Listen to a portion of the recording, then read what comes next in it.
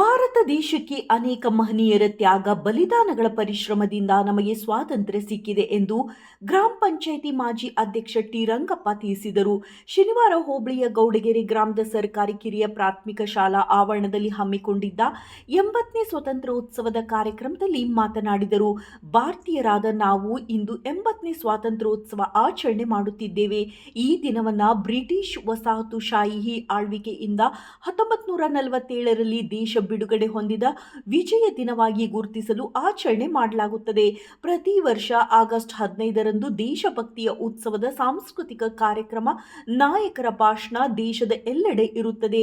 ಹಾಗೆ ನಾವು ಇಂದು ನಮ್ಮ ಗ್ರಾಮದಲ್ಲಿ ವಿಜೃಂಭಣೆಯಿಂದ 80ನೇ ಸ್ವಾತಂತ್ರ್ಯ ದಿನವನ್ನ ಅದ್ದೂರಿಯಾಗಿ ಆಚರಣೆ ಮಾಡಲಾಗಿದೆ ಎಂದರು. ಪಿಡಿಒ ಈಶ್ವರಪ್ಪ ಮಾತನಾಡಿದರು. ಸ್ವಾತಂತ್ರ್ಯ ಹೋರಾಟಗಾರರ ತ್ಯಾಗವನ್ನು ನೆನಪು ಮಾಡಿಕೊಂಡು ಅವರಿಗೆ ಸ್ಮರಿಸಬೇಕಾಗುತ್ತದೆ ಎಂದರು. ಇದೇ ವೇಳೆಯಲ್ಲಿ ಎಸ್ಟಿಎಂಸಿ ಅಧ್ಯಕ್ಷ ನಾಗರಾಜ್, ಶಾಲೆಯ ಮುಖ್ಯ ಶಿಕ್ಷಕಿ ಶ್ರೀಮತಿ ಮಂಜಮ್ಮ ಮಾತನಾಡಿದರು. ಗ್ರಾಮದ ಪ್ರತಿಯೊಬ್ಬ ಪೋಷಕರು ಸರ್ಕಾರಿ ಶಾಲೆಗೆ ತಮ್ಮ ಮಕ್ಕಳನ್ನು ಸೇರಿಸಿ ಸರ್ಕಾರಿ ಶಾಲೆ ಉಳಿವಿಗೆ ಸಹಕರಿಸಬೇಕು ಎಂದು ಮನವಿ ಮಾಡಿದರು. ವಿದ್ಯಾರ್ಥಿಗಳಿಗೆ ಸಮವಸ್ತ್ರ ಬಹುಮಾನವನ್ನು ಬಸವರಾಜ್ ಗುಪ್ತಾ, ಶ್ರೀಮತಿ ಲಕ್ಷ್ಮಿ ನೀಡಿದರು. ಇದೇ ಸಂದರ್ಭದಲ್ಲಿ ಮಂಜುನಾಥ್ ಜಿಟಿ ತಿಪ್ಪೇಸ್ವಾಮಿ, ಎಸ್ಟಿಎಂಸಿ ಉಪಾಧ್ಯಕ್ಷೆ ಗೀತಮ್ಮ, ಎಲ್ಲ ಸದಸ್ಯರು, ಶಾಲೆಯ ಶಿಕ್ಷಕರಾದ Premakka, E Nagaraj, H A Sunitha, H Hanumanthappa, Shilpa, Nagaveni, Anitha ಸೇರಿದಂತೆ ಸಮಸ್ತ ಗೌಡಗೆರೆ ಗ್ರಾಮಸ್ಥರು ಹಾಗೂ ಗ್ರಾಮ ಪಂಚಾಯಿತಿ ಸಿಬ್ಬಂದಿ ಇದ್ದರು.